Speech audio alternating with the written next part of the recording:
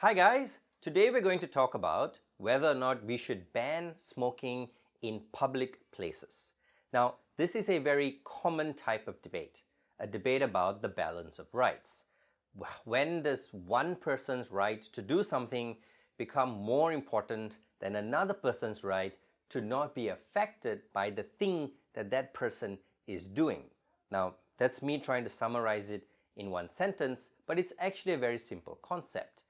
I want to do something, and me doing this thing has impacts, right? So in the case of smoking, it's the release of smoke into the atmosphere, or it could be me rollerblading, it could be me listening to music. I'm doing something, but I'm doing that something in an environment where other people exist and you are being affected.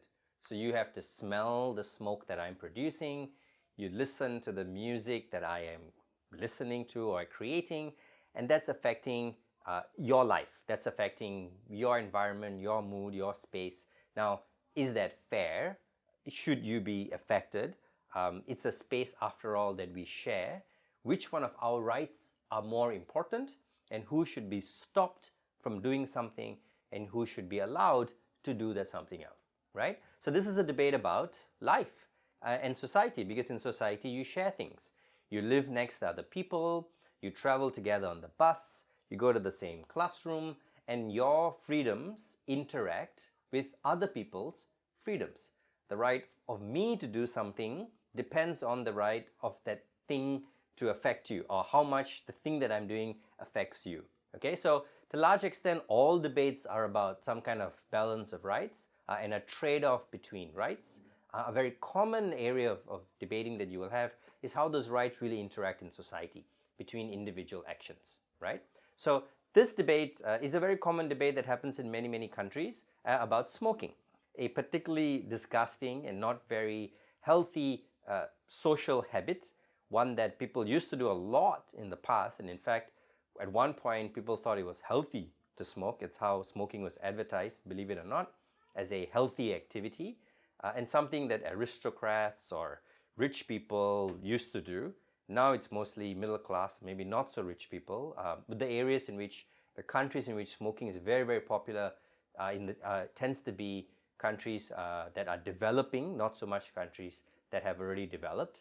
This may have a correlation with how much education or awareness there is, but either way, I'm just trying to summarize the situation around smoking. But smoking is an activity that exists in societies, and it tends to be quite a controversial activity, right? People know that it's unhealthy, yet at the same time, many people do it and people enjoy doing it.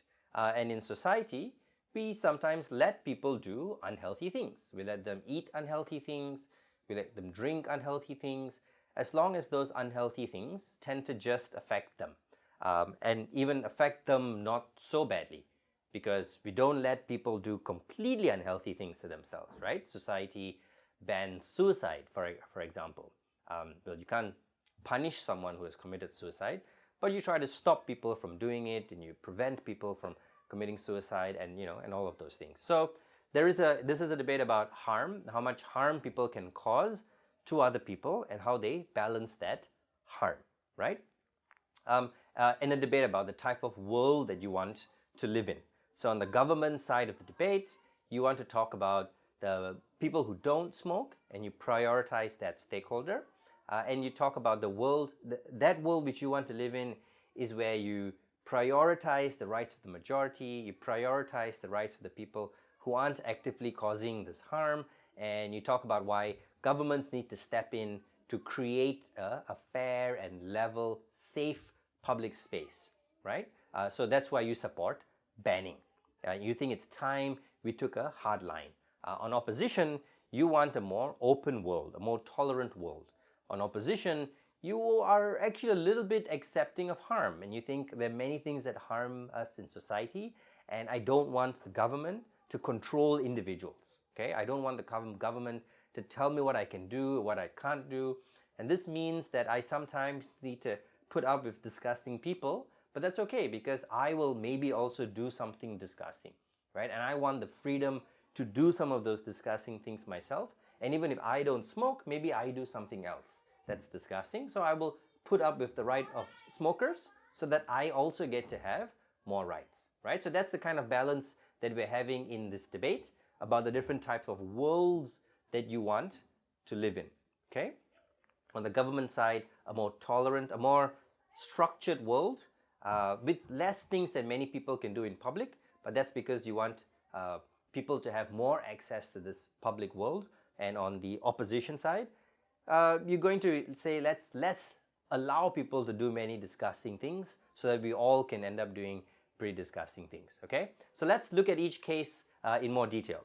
What is the case that you will run on government? Now on government, definition wise, I don't think there's really that much you need to do, but you should talk about this notion of public spaces. What exactly do you mean by public space, and do you have any kind of limitations? I think it's good for you in government to take a broad approach. So public space is any kind of shared space, like a park, like a bus stop, like a road, where many different people have access to. The opposite of a public space is a private space. So your home, a restaurant, a building, and we think up in private spaces, smokers, if the owner of that private space is okay, then they should be allowed to smoke, right?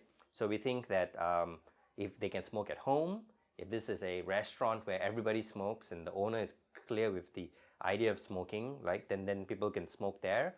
That's our philosophy, right? But if it's a public space that all citizens are responsible for maintaining, and all citizens of a country or society should have equal access to, then in that public space, people shouldn't be allowed to smoke.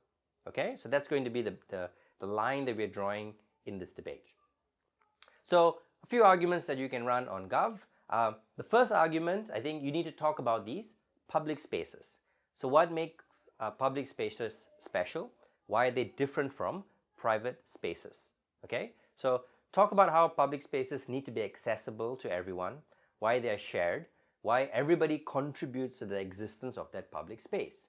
So if there's a park, who pays for that park, right? Who maintains that park? Who uses that park? Everybody pays for it, everybody uses it. So I can't say you are not allowed into this park because everybody needs to have that access to that park.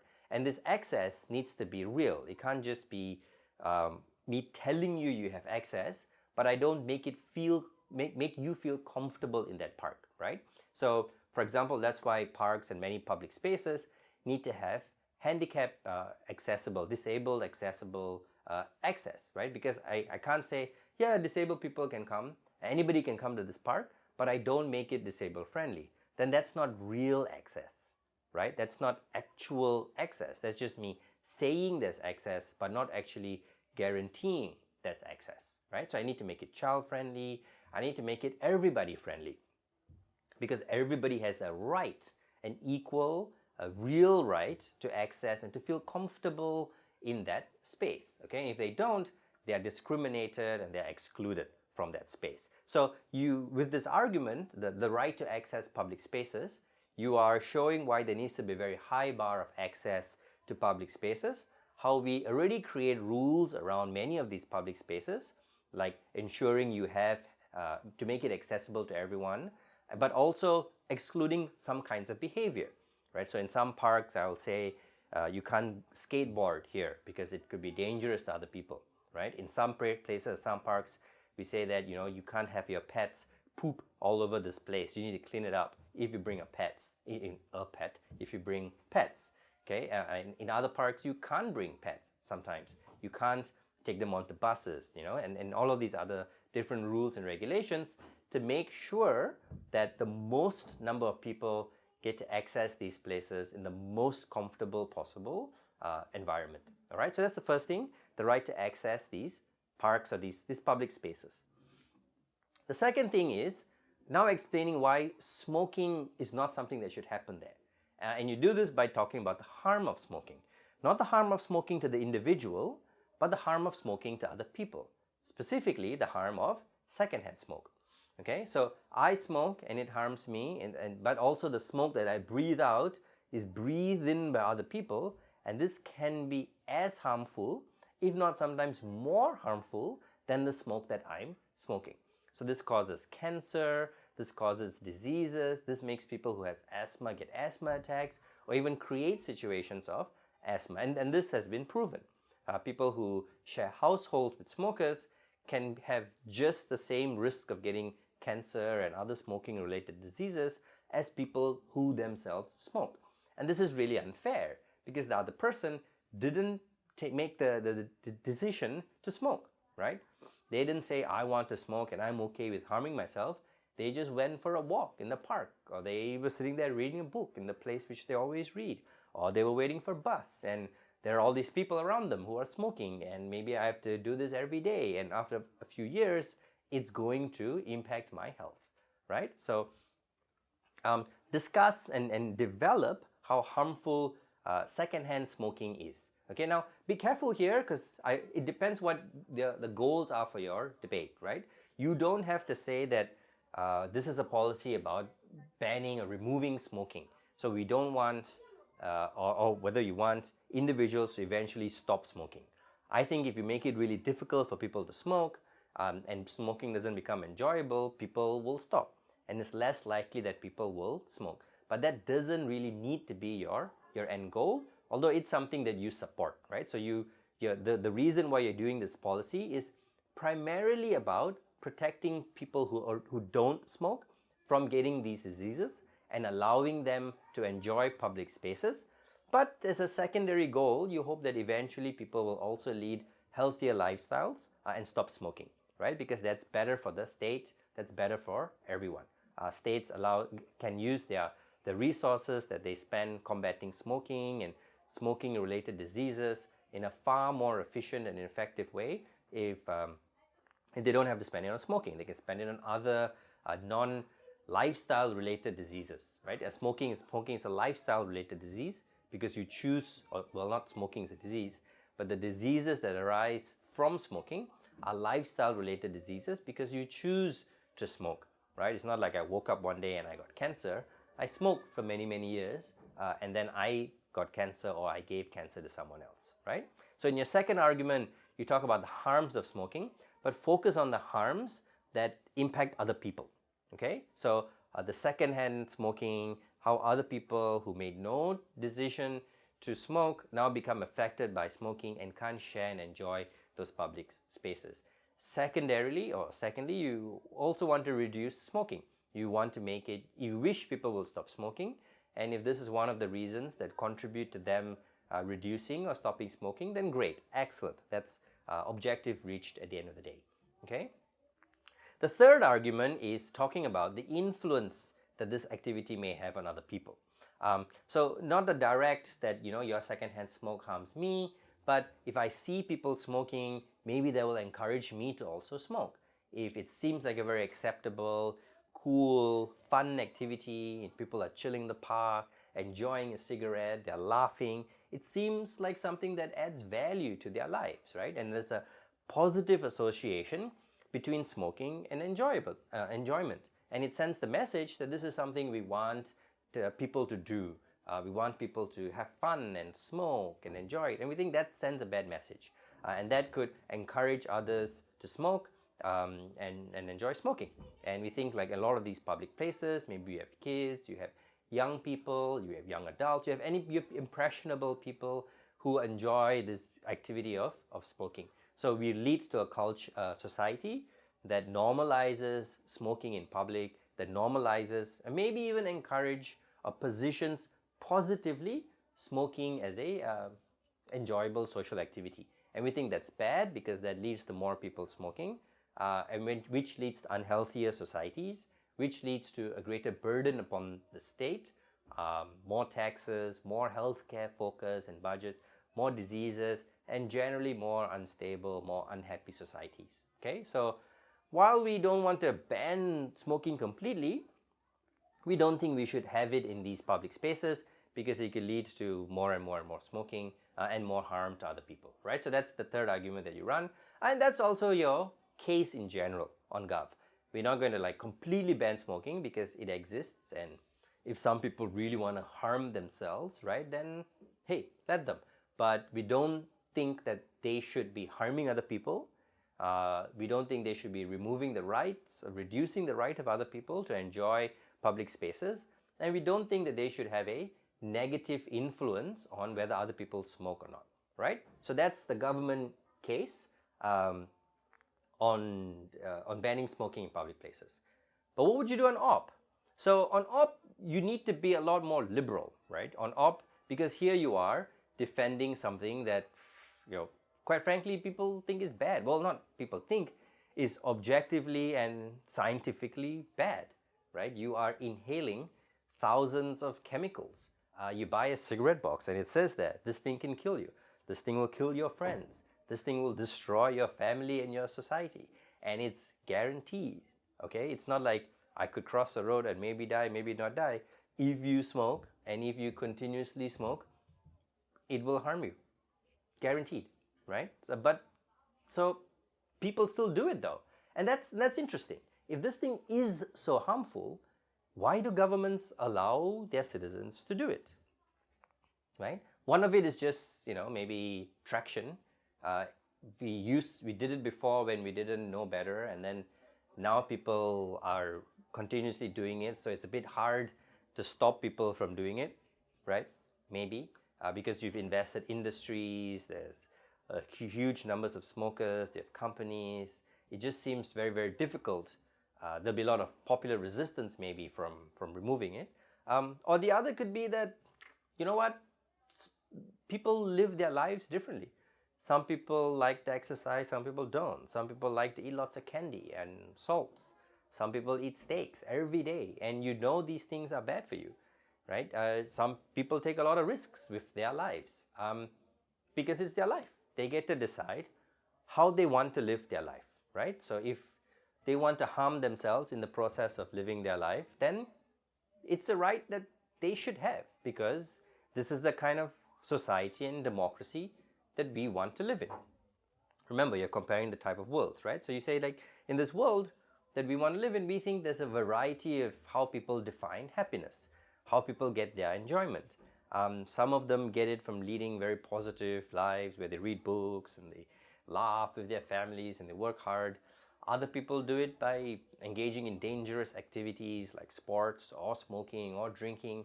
And while it may seem not so useful and not so productive, but they don't need to do productive things. What they need to do is live lives that are good for them, okay? And that's what the goal of a country is.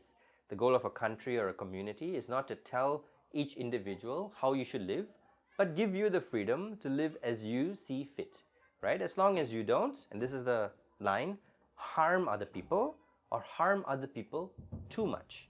Because on op, you say, look, there's always going to be some harm because our lives are interconnected. So whatever I do has an impact on you, right?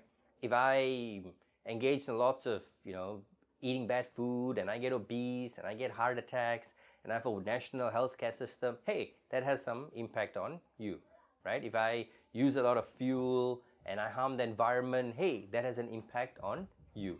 If I litter and throw trash, that has an impact on you. So everything people do has an impact on other people, right? So we can't control everybody's behavior, but what we can do is manage that intent and manage the extent of impact. So if I'm not trying to harm you specifically, then that's fine. And if I'm not causing too much harm upon you, then that's also fine, okay? So that's the position that you take on opposition. You first have to talk about this harm and right balance. So, right, and that's your first argument. You talk about the balance of rights in society, and you say that the society that you want to live in needs to be tolerant. And to be tolerant means accepting a small level of harm. And what type of harm do we accept? Harm that is not permanent, harm that's very small, right? And harm that is not intentional, harm that people can manage and mitigate around. Okay, so you don't think people should blow smoke at children, right? And you don't think that people should purposely try to harm other people. But if it's a park, they can be, non-smoking areas where people shouldn't be allowed to smoke, where only kids can play. But in other places, if I want to go fishing and smoke a cigarette while I'm fishing, hey, I should be able to do that. That's my right, right? If I've gone for a jog and I finished and I got to a part of the park sitting under the trees and I want to smoke a cigarette, I should be able to do that. That's my right.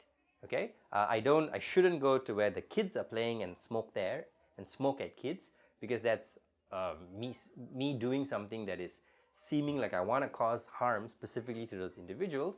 But if I want to smoke a little bit further away from them, but still in that shared public space, that's my right.